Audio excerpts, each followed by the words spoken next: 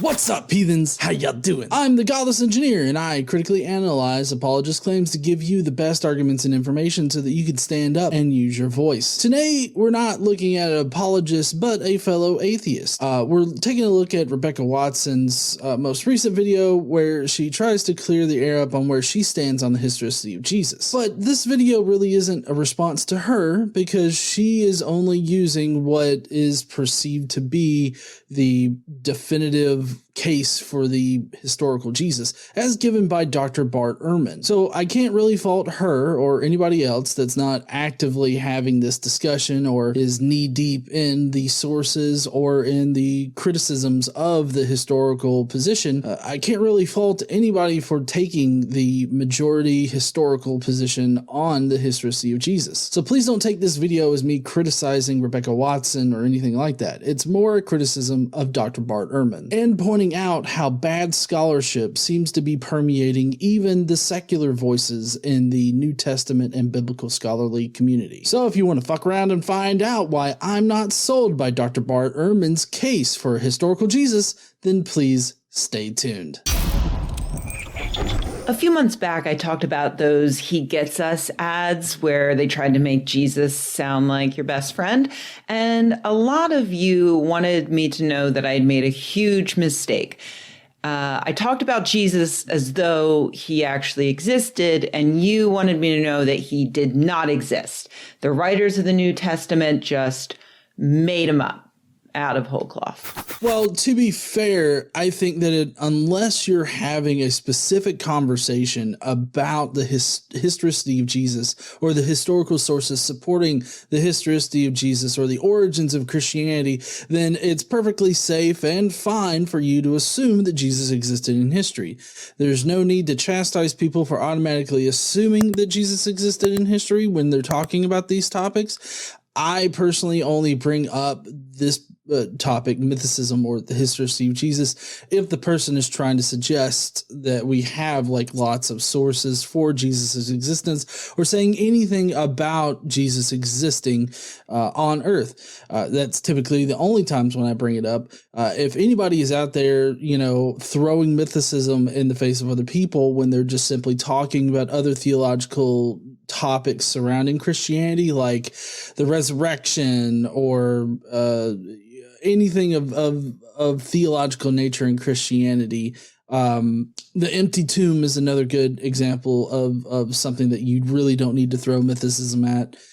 The post-resurrection appearances, that's another thing that you don't need to throw mythicism at. There's several different topics within Christianity which you just don't need to use mythicism for. Mythicism is strictly just a thing to bring up when you're talking about the historicity of Jesus. So I totally sympathize with Rebecca here about, hearing people in the comments, say those things. And if they are specifically saying that Jesus was made up whole cloth, well, then those people would be wrong, because that's not what the minimal mythicist position is. And I specifically say the minimal mythicist position because that's the only academically reviewed position. It's the one that has academic support. So I prefer to refer to that one whenever I'm talking about mythicism, even if I don't specifically say minimal mythicism. But the minimal mythicist position actually says that Jesus was created out of existing Jewish ideas that were syncretized with the surrounding Hellenistic pagan cultures, as well as other mystery cults. So this idea of a suffering Messiah that died and then resurrected again in order to absolve all sins and grant us everlasting life, that comes from Judaism, with some pagan shit mixed in. So just a short recap on this section. Don't bring up mythicism when the topic doesn't concern mythicism.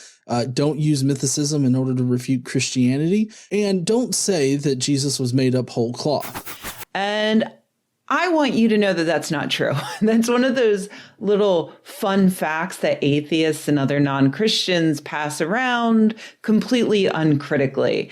And I understand why. I was raised as a Christian, and when I grew up and realized that it was all just a myth, I assumed that everything I was taught was a lie. Jesus didn't have supernatural powers. And in fact, you know what? He probably didn't even exist at all. Sure. Well, I feel like painting the mythicist position as being uncritical, or people discussing mythicism uncritically, it is a misrepresentation, because it's very obvious that people that support mythicism, like either academically or are trying to inform people about like the minimal mythicist position, we're not being uncritical about it. We are being critical. Now, that's not to say that there aren't people out there that just say these canned lines uncritically. So I think that there is a point to be made there. I feel like if you're going to be saying a statement like Jesus probably didn't exist in history, then you should probably at least know the material that supports that position, because it does challenge a consensus in scholarship. Even though that scholarship is mostly Christian scholarship, it's still challenging the consensus of that scholarship. So critically knowing why you can't support the statement that Jesus definitely existed in history, I feel that can only help you in discussions. So that's why I implore people to educate themselves about the position. And also I implore everybody to consider a claim that they want to make, and then make sure that you could substantiate that claim by arguing from evidence or by arguing from the best explanation. And sometimes it's a mixture of the two. I still find myself having to refer back to the various sources that I've been studying over the past 10 years in order to commit a lot of ideas and a lot of arguments to memory. It's not a bad thing to refresh your memory, nor is it a bad thing if you make a statement and then you realize, well, I don't know the evidence that supports this position, because then you can go back and you can figure out like what is the evidence that supports this. You may even find that you now disagree with whatever position you thought you once held. So I feel like this can only help you in your day-to-day life, or only help you just in general in having discussions on either the internet or face-to-face. But this is a topic that actual historians have looked into, and the vast majority of biblical scholars, both Christian and otherwise, overwhelmingly agree that Jesus most likely was a real guy.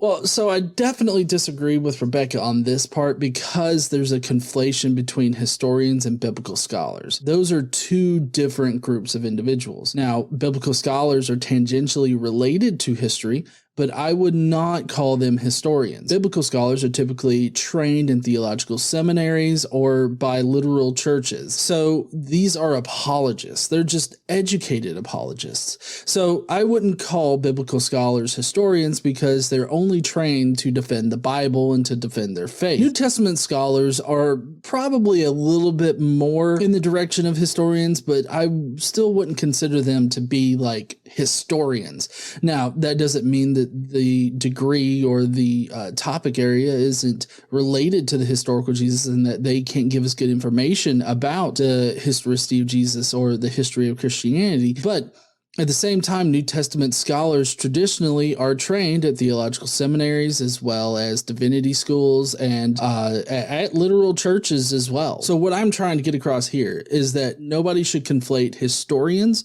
with biblical or New Testament scholars. Now, Bart Ehrman, that she's about to bring up, he's neither one of those things. He is a textual critic, which still has him leaning in the direction of history, but it's only tangentially related to his topic field. It's also important to note that Bart Ehrman was trained at Bible colleges and seminaries. He was trained originally and even graduated as an educated apologist. Now, I don't mean that as a derision towards Bart. I think Bart has done a lot of great work, but I do feel like on this particular subject area, for whatever reason, Dr. Bart Ehrman seems to be incredibly weak. He typically makes arguments that he would not allow for other topic areas, and I'm not exactly sure why, but he has chosen to go this route. All right, so let's see how Bart Ehrman argues for the historicity of Jesus. Bart Ehrman, an antiquity scholar who has written about this topic a million times, points out that there are about 30 independent sources confirming that Jesus was a real guy. This is the first place where Bart fucks up, because we don't have 30 sources confirming that Jesus existed. That would be great. I mean, honestly, I wish that were the case. I do. But I have to be honest when I take a look at the sources. And I really don't understand why Bart is going to argue in the fashion that he does here in a few minutes, because it's really weird, because he definitely does not allow the same kind of argumentation coming from like Tim McGrew, who he shut down in a debate when Tim was trying to suggest that there's some now lost evidence that the original titles of the Gospels, the according to Mark, according to Matthew and all that, the Gospel according to, those were always affixed, and that we just have lost those particular manuscripts and they don't exist anymore, but we can know that they do because of these like 2nd or 3rd century mentionings of it. Bart shut him down on that point, saying that you can't just fabricate documentation that agrees with your position and claim that it's evidence. So what this means is we don't have early extensive references to these books were being written by apostles. The first time anybody mentions it is 100 years afterwards. Irenaeus is the first one to mention all 4 authors in what we have by name, but lots of the literature of the 2nd century has been lost. I think it's Martin Hengel who says that just looking at catalogs of works said to exist and looking at what we have in hand, we've lost at least 85% of what was there. So what Bart should really be saying is Irenaeus is the first author to list all 4 of these names for the Gospels in what we now possess. That does not mean he was the first person to know it. It doesn't mean he was the first person to say it. It doesn't even mean he was the first person to write it down. And as I said, Papias does refer to some of these others. Now, there's some questions surrounding that, but that'll take us back to 125 or so a couple generations earlier. Tim started out by saying that there is extensive external evidence for the ascriptions to Matthew, Mark, Luke, and John. My response was, no, there's not. And in my response, I said that the first time it's explicitly mentioned is Irenaeus. You replied by saying, well, there might have been earlier people who said this, that we've lost all of their writings because we've lost 85% of the writings. That's true. We might have. But you're the one who's claiming that there's early extensive evidence. I'm simply saying that there's not.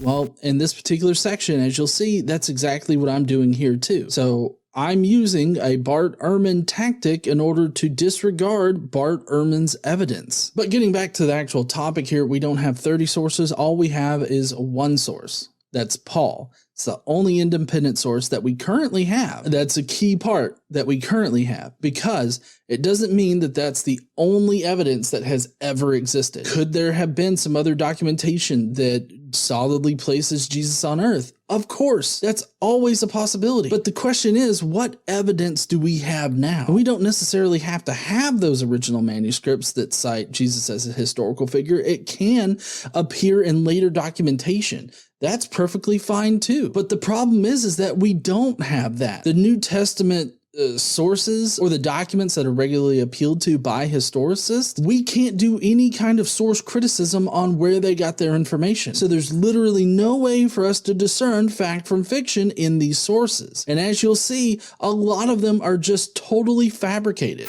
He writes, we have 4 narrative accounts of Jesus' life and death written by different people at different times and in different places based on numerous sources that no longer survive. Jesus was not invented by Mark. He was also known to Matthew, Luke, and John, and to the sources which they use. All of this was within the 1st century. So the way that Bart words this particular section makes it sound like Matthew, Luke, and John were the actual people that wrote the Gospels. But I don't think that that's what he's meaning, because in other places he's been specific about the Gospels being anonymous. So I get how it sounds here. I think it's kind of poorly written, and it allows you to think that Bart supports a traditional authorship, but that's not what he supports, at least in other areas. Now, of course, the mythicist position does not say that Jesus was invented by Mark. Jesus wasn't invented by anybody that we still have evidence for. What we have evidence for is Paul, and Paul only knew about Jesus through revelation and through scripture. Paul also mentions that Jesus appeared to Peter as well as James,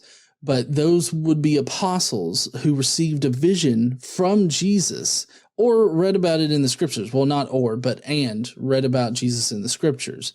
There's no mention of disciples in Paul. There's no mention of anybody physically knowing Jesus on earth. So who would have invented Jesus? Well, we don't know if he was even invented at all, because there does exist this pre-existent archangel in Judaism that is described in the exact same way as Jesus. And even if you don't want to consider that archangel's, one of that archangel's names to be Jesus, he's at least described in the exact fashion that Paul describes his Christ. So I don't think that anybody necessarily invented this Jesus. I think that Jesus, or this archangel, this pre-existent archangel known by Paul as Jesus and known by Philo as many names, I think that it's just a natural evolution. To say that it's invented, I think, is kind of characterizing it wrong, because this idea evolved over a long period of time, culminating in the 1st century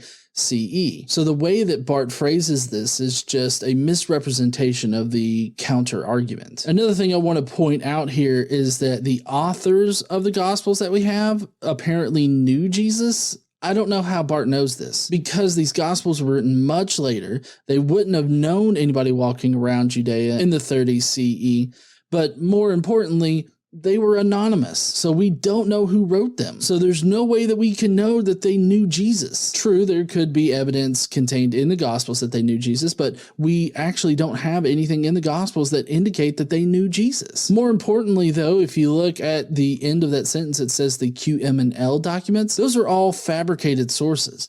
They were just made up because biblical and New Testament scholars had a tough time explaining the synoptic problem. And like I said, I'll use a Bart Ehrman argument that you can't just fabricate documents that agree with your position and claim that they are evidence. Next, he says the various sources of John. We don't have various sources for John. I think that the various sources for John were probably the other Gospels. Could John have had other sources that he pulled from? Oh, definitely. We don't know what those sources are, though. And because we don't know what those sources are, we can't say that they attest to an eyewitness account of Jesus, or that they somehow faithfully transmit any real events in Jesus' life. If you disagree with me right now, that's perfectly fine. It doesn't bother me one bit. I'm used to people disagreeing with me about this point, but my question to you, if you are claiming that I'm just simply wrong about this, I'm wrong for disagreeing with Bart, what is the methodology that you would use in order to discern fact from fiction in these fictionalized sources that Bart is presenting here? How would you actually determine that it's eyewitness accounts, right? One argument that Bart has is called the criterion of Aramaic, or the Aramaic criterion. And basically it says that if there's a passage that originally presents in Aramaic or can be better understood in Aramaic, then it probably traces back to an original saying of Jesus. But my contention is, how do you know that? Like, what kind of logic says that Jesus was the only motherfucker walking around speaking Aramaic? Aramaic was the common tongue in that area at the time. How can you say that, oh, this definitely wasn't fabricated, or this definitely wasn't constructed by somebody else and just attributed to Jesus later? You would need to discern that for me. You would need to present some kind of methodology that says, oh yes, this definitely traces back to like Jesus originally saying it. It's definitely not some motherfucker over here that just made shit up. I would need to know this methodology. Currently right now, Dr. Bart Ehrman doesn't have a good methodology for this. And I haven't heard a good methodology from any biblical scholar. In fact, there are multiple methodologies that different scholars use in order to support different historical facts about Jesus. There is no unified historical method in biblical and New Testament scholarship, and that's a problem. This is not to mention sources from outside the New Testament that know that Jesus was a historical figure. Oh, do tell, Dr. Ehrman. What sources would those be? For example, 1 Clement and the documents that make up the Didache. Okay. So how would you determine that those two documents, or collection of documents, how can you discern that they trace back to eyewitness accounts or some kind of original eyewitness detail about Jesus? The sources for 1 Clement, we don't know. All we know is that, well, They probably derived from some other kind of source that was common to Christian communities at the time, because there are some things that appear in First Clement that appear in a different way in the Gospels. So it's obvious that Clement was pulling from somebody else, but who was it? What did they write? How can we be sure that the person that wrote, whoever Clement was pulling from, how can we be sure that they were eyewitnesses to Jesus, or that they really experienced Jesus saying these things, or are these things actually happening? These are the tough questions that can't be answered. And so until we can answer them, First Clement can't be evidence that Jesus existed. See, there's an underlying ad hoc assumption here that the sources derive from eyewitness accounts, and that these eyewitness accounts definitely place Jesus on earth. That's what makes the historicist position far more ad hoc, violating Occam's razor. Because Occam's razor isn't just the simplest answer is probably the correct one. That's typically how it's understood, but that's not actually what Occam's razor is. Occam's razor says among competing hypotheses, the hypothesis with the least amount of ad hoc assumptions is probably the most correct one. So that's what we have to look for whenever we're evaluating the historicity argument versus the mythicism argument. And the mythicism argument doesn't make ad hoc assumptions about sources. If we can't determine whether or not a source traces back to eyewitnesses or not eyewitnesses, then we just simply can't use it for either position. And that's the position we're in right here, because First Clement and the Didache can't be used to solidly place Jesus in history, because we can't do any kind of source criticism on where their information comes from. So it doesn't help either position. This is just non-evidence. Or, need I say it, every other author of the New Testament. There are 16 New Testament authors altogether, so 12 who did not write Gospels. This sentence right here seems to suggest that there were 12 eyewitnesses to Jesus that solidly placed Jesus in history, or there are at least 12 authors who are writing that knew Jesus existed in history. Of course, either one of those cases is just an ad hoc assumption, so just piling on more ad hoc assumptions into this hypothesis is not going to make it more true. But to suggest that every author in the New Testament knew that the historical Jesus existed, I mean, that's just a leap that I feel like even historians wouldn't make. Of course, when we say historians, like I was lamenting before in this video, we're not talking about New Testament scholars, biblical scholars, because they are not historians. There are very few historians that are actually specializing in a field that would concern this particular question. I mean, you got Raphael the Taster, who's an ancient historian. He's done a book on it. And then there's Richard Carrier, who's done research in this particular area. Even historians outside of those two, they would say that this is bad methodology to use. None of whom knew any of the Gospels except for the author of 1st, 2nd, and 3rd John, who may have known the 4th Gospel. See, I don't know how he knows this, because it's very obvious that the Gospels themselves knew each other. Like, Mark didn't know the other Gospels because Mark was written first between 65 and like 75 CE. And then what you have is Matthew being written, who used Mark. Then Luke was written, and Luke used both Matthew and Mark. This is the simplest hypothesis, by the way. I know that the two source hypothesis, including the Q document, is what many people consider to be the consensus, but this is very much in debate in the scholarly field right now. So I feel like the simplest hypothesis that provides you enormous explanatory power is this Ferrer hypothesis, and that's just that Mark was written first, Matthew second, that used Mark, and then Luke used both Matthew and Mark. And then we have the separate Johannine stuff, and there's a lot of scholarship out there right now that has solidly linked John's gospel to the other gospels. What Ehrman is doing is he's automatically assuming that these other authors didn't know the gospels, but we can't actually say that, because like First Peter, that was written at the end of the 1st century, when at least two of the Gospels were readily available to people.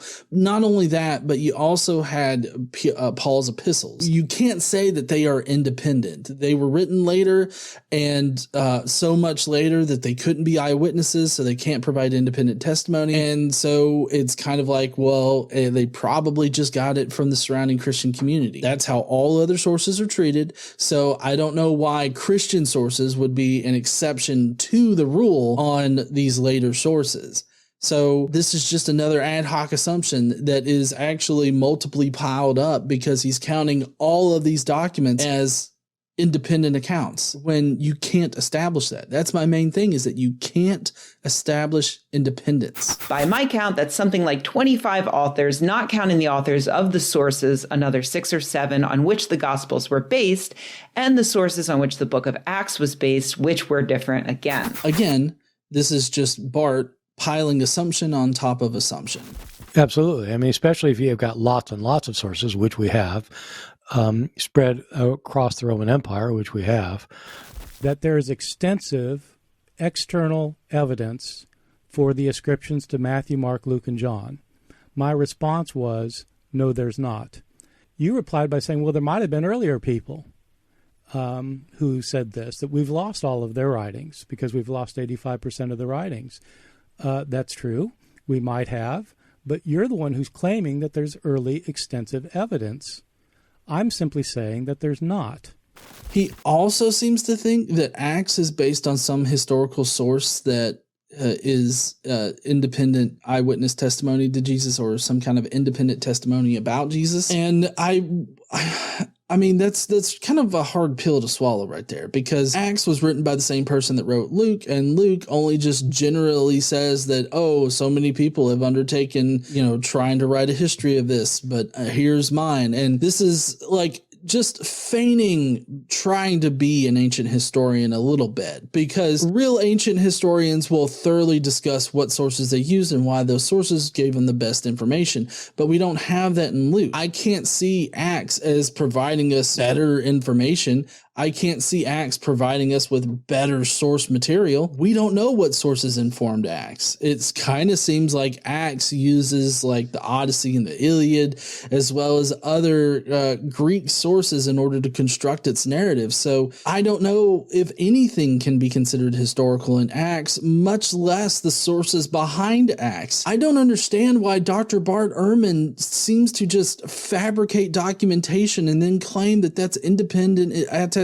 to Jesus. This seems to me, at least, like lazy scholarship. Now, I'm not saying that Bart Ehrman is lazy, because I don't think that he is, but for whatever reason on this topic, he refuses to be a good scholar. And, this is not something that Bart would accept from anybody else. Like, he wouldn't accept fabricated sources from Tim McGrew. Outside of this topic, I think Bart is a great scholar. For whatever reason, he chooses not to be a good scholar on this. And I think that's just sad, because as we can see, it has real world effects, like people like Rebecca Watson here being misinformed about the historical argument for Jesus, or the controversy around his historical existence, or the current scholarly debate about his historical existence in academia. He goes on to describe more evidence for all of this. I'll just leave it there. But if you want to learn more, as always, link to the transcript below, where I include links to all of my sources.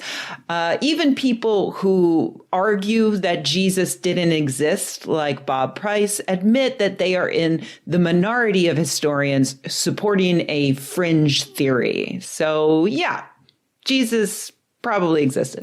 While it's true that mythicism is currently in a fringe position, I think that it will never really surpass the Christian majority in biblical and New Testament studies. As far as historians go, most historians aren't concerned with this topic area. So it's kind of fallacious to refer to historians in order to mean biblical and New Testament scholars. The only people that are searching out those particular degrees are most likely going to be Christian. And if you really want to consider just disregarding the mythicist position because it's a fringe position, then you might want to become Christian. And that might sound hyperbolic, but hear me out. Because if you look at the vast landscape of New Testament and biblical studies, you will find that a majority of people are Christian that either must affirm that the resurrection did happen or affirm it on the basis of their dogmatic faith. And they do that as academics as well. I wanted to ask briefly about scholarly consensus. And for those who don't know, scholarly consensus is the term used to refer to the prevailing view of specialists working in a particular field. It's not necessarily correct, but it can be a very helpful tool for assessing a hypothesis. It simply means that the majority of specialists have looked at all of the data available on a given topic and come to the same conclusion. For example, the scholarly consensus on who built the Egyptian pyramids is that they were constructed by work teams made up of Egyptian workers, not by Israelite slaves or aliens. So I'd like you to both share how strong of a consensus scholars have reached on the resurrection, and whether you think they agree with your position, and what implications you see that agreement or disagreement having for your argument. I haven't done a count, but I would say they'd probably say no, because I'd say a large portion of New Testament scholars aren't believing scholars. So I'm not saying that if they're not evangelical, they're not believing. I'd just say a lot of them aren't believing scholars. So, yeah, that's what I would say. So this is going to be the strangest thing that Mike and I have disagreed on all day. I think he's completely wrong. I think the consensus of New Testament scholars would say Jesus was raised from the dead. Because the vast majority of New Testament scholars are Christians. I mean, I'm an odd duck. And so you go to the SBL meeting, I'm just telling you. So in other words, that's what they would believe, I think. I think the majority. They may not all believe he was physically raised from the dead. In fact, they don't all believe that. But they, most of them, because they identify as Christian, do think in some sense he was raised from the dead. I think a strong majority. If you're going to reject mythicism, then you might as well reject the notion that the resurrection didn't historically happen, because the resurrection historically happened is actually the consensus in biblical and New Testament scholarship. If you consider the number of critical or secular voices in the biblical and New Testament scholarly community, it's still a fringe position to reject the idea that Jesus didn't resurrect from the dead. That would be considered a fringe position that you should probably just do away with. So if you want to reject the resurrection, you have no scholarly basis in order to do that. Of course, I know that that's not true, and I know that you know that that's not true. That's ridiculous, right? Because the people that are supporting the resurrection of Jesus as a historical fact, they're most likely theologians, or they've been trained at seminaries or at biblical colleges or anything of that nature. But you see, that's the problem, is that entire field can be characterized as doing exactly that. And the secular or critical voices that are inside that community, they're only allowed to exist within that community and have a voice in it as long as they toe a very minimal line. And part of that minimal line is not crossing this historical argument. So if you want to reject mythicism due to its popularity in the academic community, that's perfectly fine. But you should also probably reject the notion that Jesus didn't resurrect as a matter of history. You'll understand where I'm coming from if that last one kind of struck you weird. Like, why would you, like, there's no way that's historical. Yeah, I know. That's the exact way that I feel whenever somebody says, oh, well, you're just hanging on to a fringe position. Maybe so.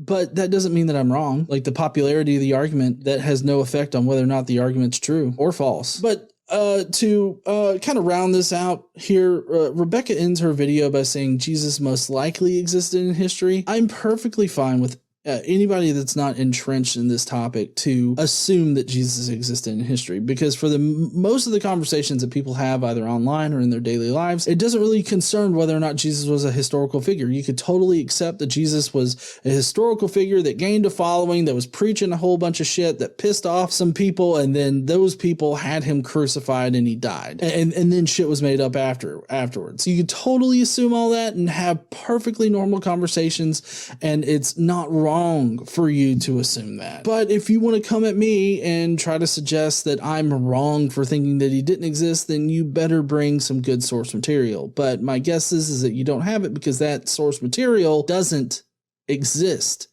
quite literally. That's going to be it for my video today. If you will, please go down below and let me know what you thought about Bart's position, his basic summary on the historicist position. Honestly, I don't understand how he can just fabricate like 25 or more sources and then claim that Jesus definitely existed in history. Like, that just doesn't click in my brain, but maybe it clicks in yours. Let me know down below if you can explain Bart's crazy fucking logic on this topic. While you're down there, smash the like button if you like this video or if you made it this far, and don't forget to subscribe if you like this kind of content.